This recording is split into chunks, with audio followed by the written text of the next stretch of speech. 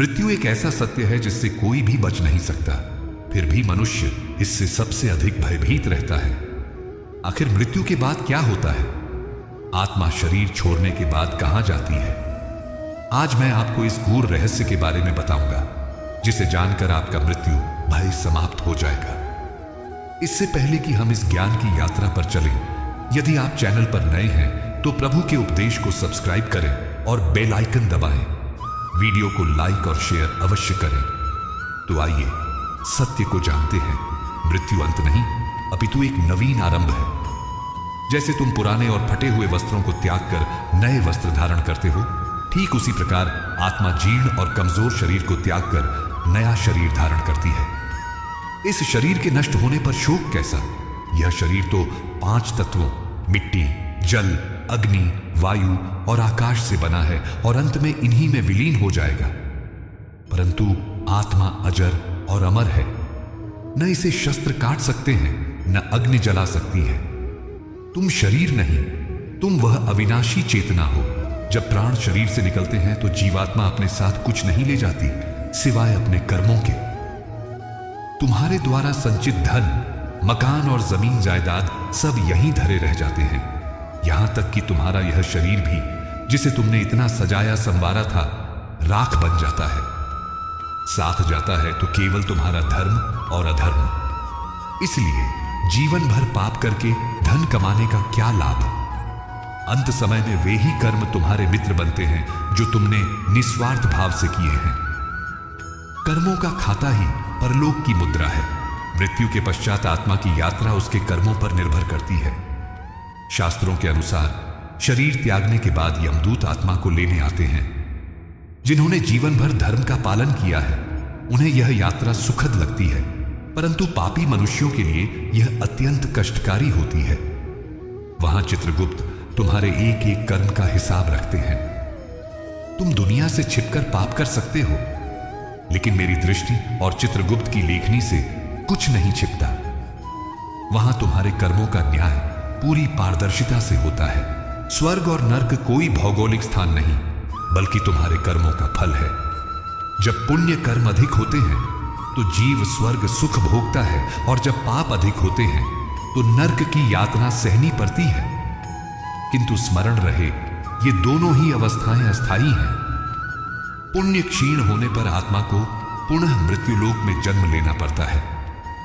बुद्धिमान व्यक्ति स्वर्ग की कामना नहीं करता, बल्कि वह मोक्ष की कामना करता है। मोक्ष वह अवस्था है जहां जन्म और मृत्यु का चक्र समाप्त हो जाता है। पुनर्जन्म का सिद्धांत तुम्हारी अधूरी इच्छाओं पर आधारित है।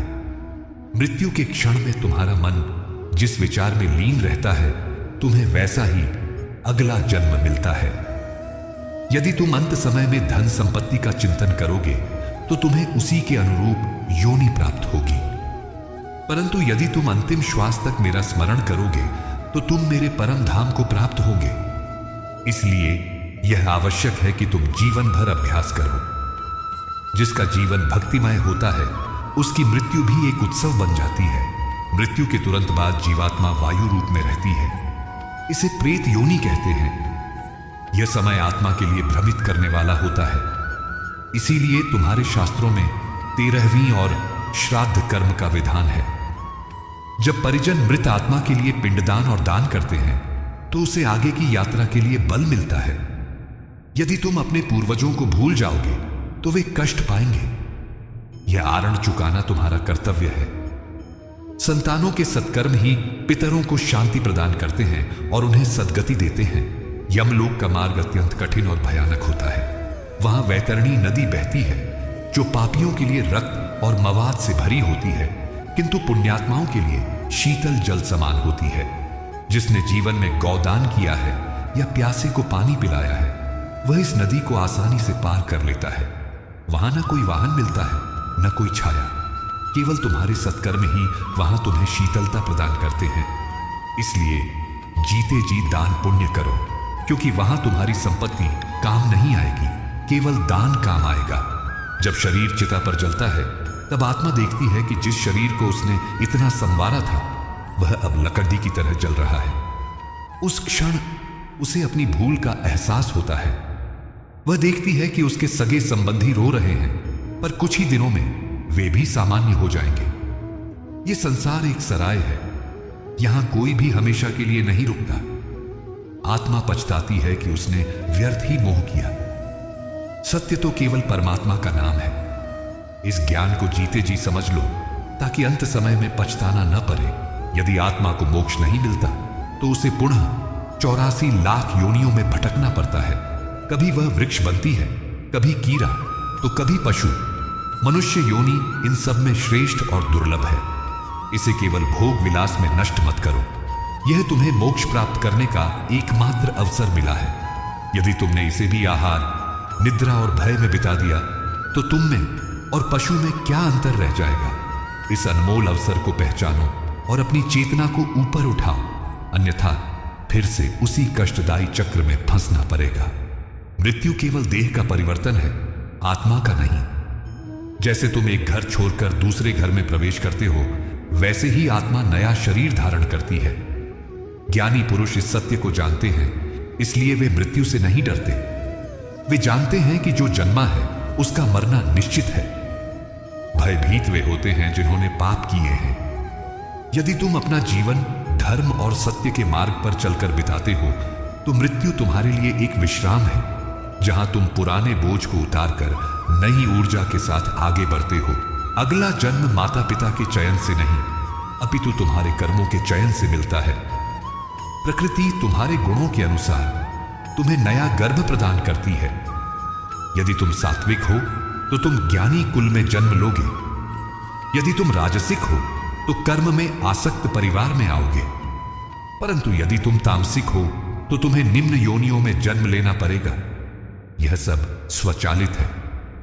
प्रकृति का न्याय अचूक है, वहां कोई सिफारिश नहीं चलती। अपने गुणों को सुधारो और कर्मों को श्रेष्ठ बनाओ।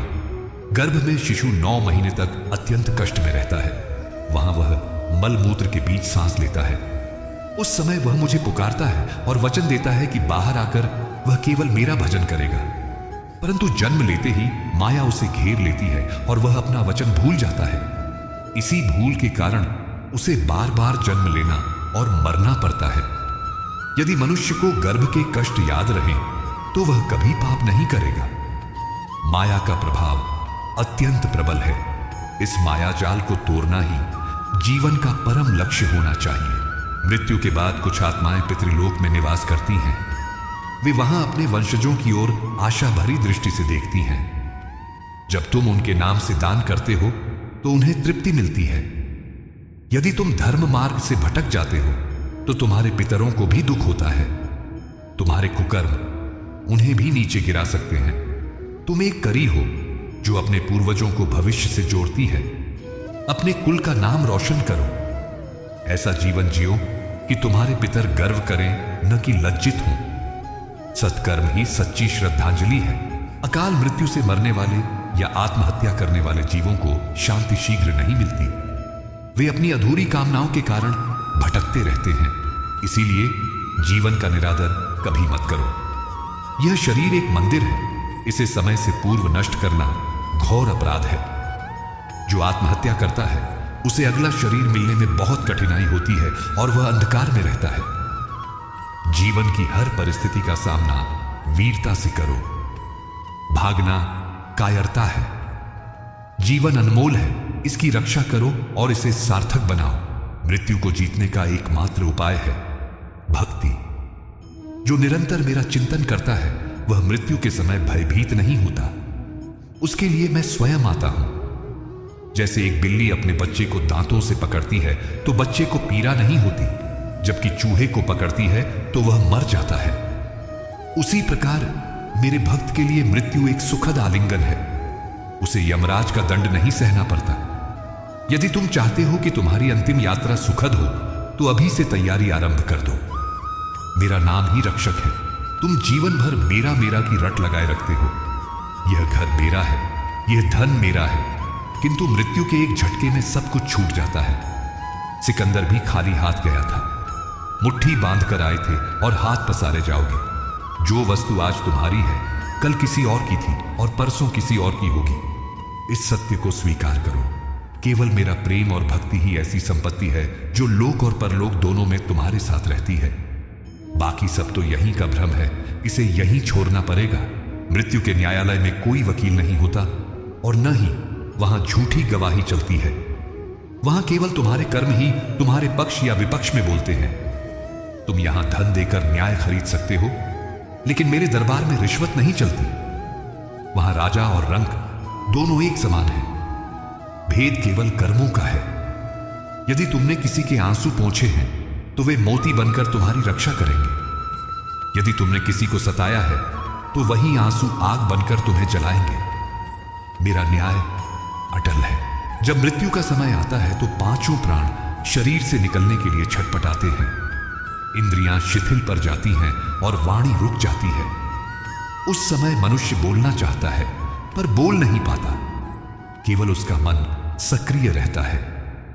यदि जीवन भर तुमने मेरा नाम जपने का अभ्यास नहीं किया तो उस अंतिम क्षण में मेरा नाम जुबान पर नहीं आएगा।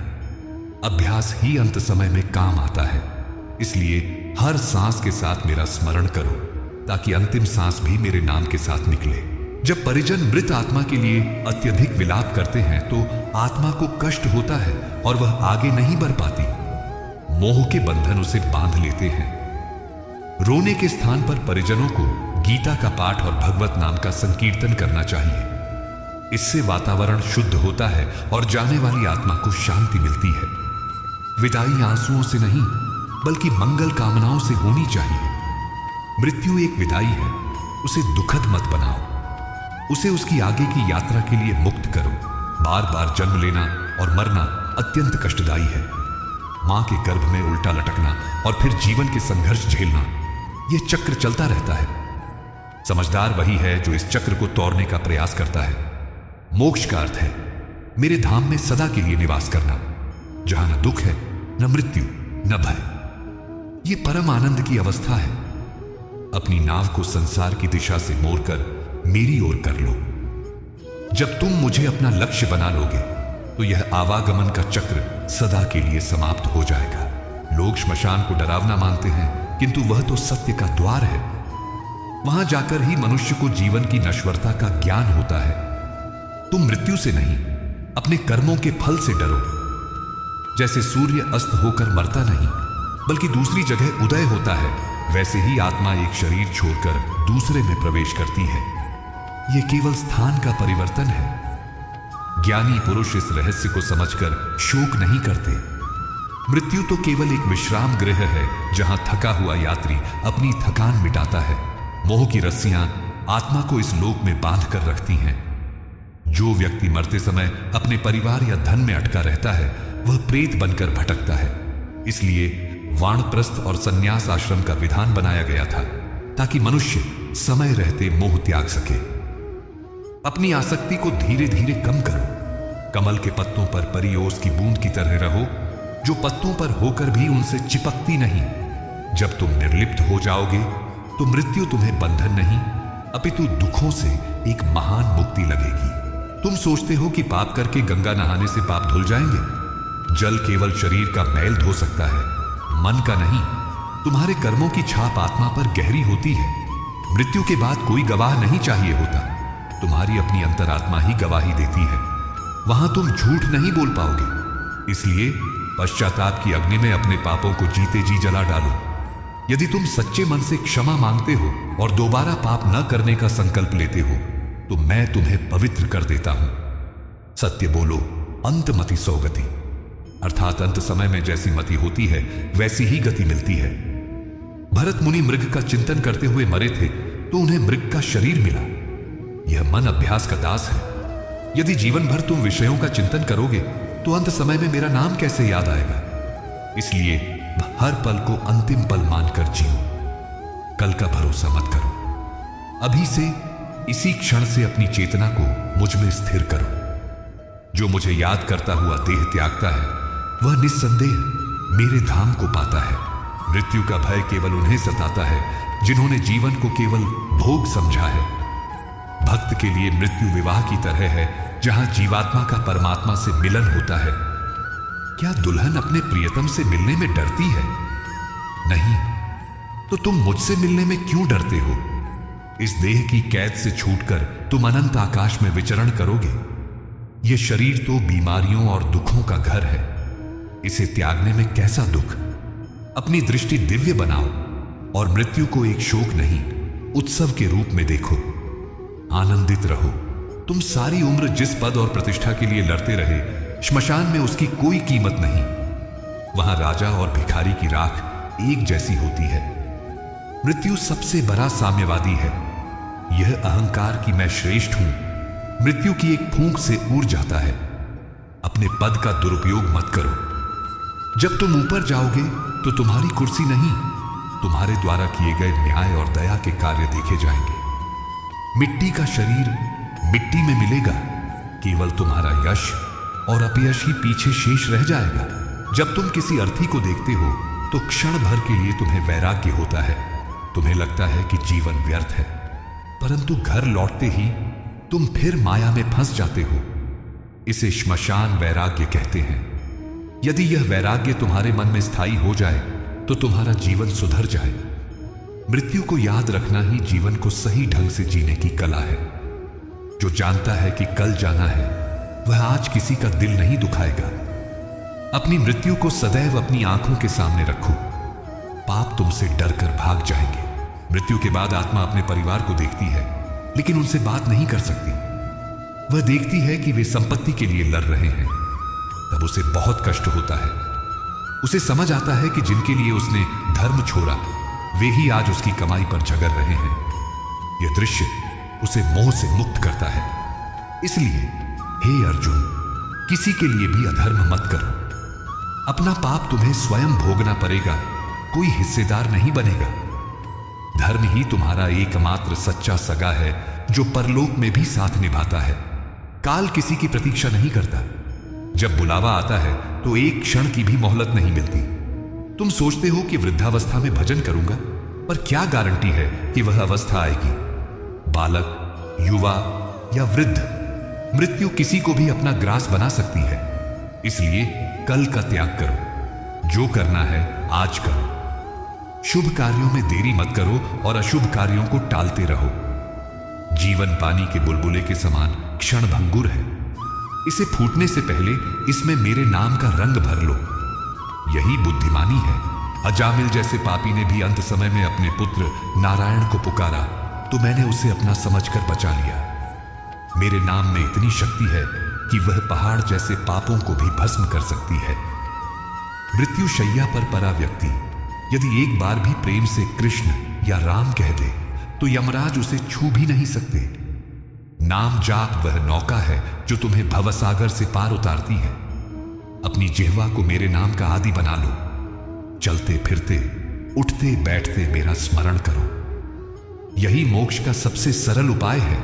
यह शरीर मिट्टी के घड़े के समान है। जब घड़ा फूटता है तो उसके भीतर का आकाश बाहर के आकाश में मिल जाता है। घड़े के टूटने पर आकाश नहीं मरता। उसी प्रकार शरीर के नष्ट होने पर आत्मा नहीं मरती। तुम उस शरीर के लिए रोते हो जो नश्वर था। अपने अविनाशी स्वरूप को पहचानो। जो जन्मता है और मरता है वह केवल प्रकृति का खेल है। तुम इन सबसे परे हो। साक्षी भाव से इस जगत को देखो, तुम्हें दुख स्पर्श भी नहीं कर पाएगा। तुम शुद्ध चैतन्य हो। गरुड़ पुराण में वर्णित नरक की यातनाएं डराने के लिए नहीं, बल्कि सुधारने के लिए हैं। जैसे सोना आग में तपकर शुद्ध होता है, वैसे ही आत्मा पापों का फल भोगकर निर्मल होती है। यह दंड नहीं, शोधन है। जब जीवात्मा अपने पापों का भार उतार देती है तो वह पुनः पवित्र हो जाती है। इसलिए दुख और कष्ट को अपना शत्रु मत समझो। वे तुम्हारे पुराने कर्मों का हिसाब बराबर कर रहे हैं। जब हिसाब पूरा हो जाएगा तो सुख का सूर्य अवश्य उदय होगा। न्याय पर भरोसा रखो। जब शरीर पंचतत्वों में विलीन होता है तो वह सुंदरता कहां जाती है जिस पर तुम्हें इतना गर्व था? वह बल कहां जाता है जिसका तुम दुरुपयोग करते थे? सब राख के ढेर में बदल जाता है। श्मशान की वह राख चीख चीख कर कहती है कि मैं भी कभी तुम जैसा था। इस सत्य को स्वीकार करो। अपने रूप और यौवन का अहंकार मत करो। यह सब किराए का है। मालिक मैं हूं। जब मैं वापस मांगूंगा तो तुम्हें देना ही पड़ेगा। इसलिए मोह त्यागो और सत्य को जानो। यम मार्ग अंधकारमय है, वहां सूर्य और चंद्र का प्रकाश नहीं पहुंचता।